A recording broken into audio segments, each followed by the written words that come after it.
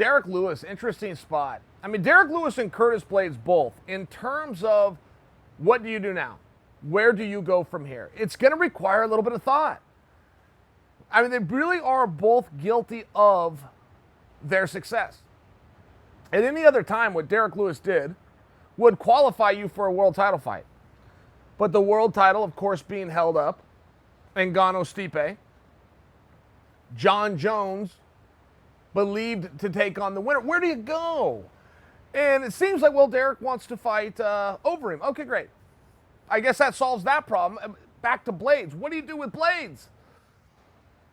These aren't the world's hardest puzzles, but it is a peculiar situation when you have main event guys who are top guys, but they've also fought the other top guys. They can't go forward because that's spoken for.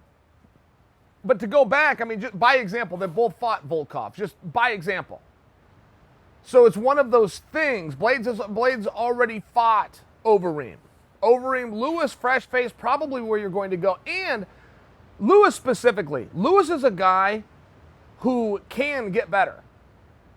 I mean, most athletes at that age and at this spot of top guy in the world at any given night don't get a lot better. There's not a lot of room. But I've seen guys, particularly at heavyweight, I've seen guys eat their way to success where they got so big, and there's such a discrepancy, right? 205 pounds, anything over 205, anything under 265. You have this discrepancy. I've seen guys eat their way into success, but to remind you guys what happened with Derrick Lewis, it was the opposite. You guys might have forgot this, but Lewis was weighing about 285, and he would pull down, he would cut to make 265. So he got rid of 20 pounds. After some fight and before the next one, he just got rid of 20 pounds. So now he just weighs 265. Doesn't have to cut it all, comes in right at the limit. But his body's now 20 pounds less. And all of a sudden, Derrick Lewis was just a little bit faster. And all of a sudden, his gas tank was good for about another 6.5 minutes. Just by losing weight, his endurance goes up a full round to a round and a half. It was really quite remarkable when you consider that all he did is took some weight off. Because I do still wonder what would happen with another 20. And Lewis is probably looking at it and go, well, I've already lost weight. I'm at 265. The weight's 265. Why would I want to be under the weight limit? So I'm probably never going to get this experiment accomplished. But I am curious what would happen. I mean, I saw what happened with the first 20. What would happen with another 20? I don't think he gets any weaker. He would get a little bit faster.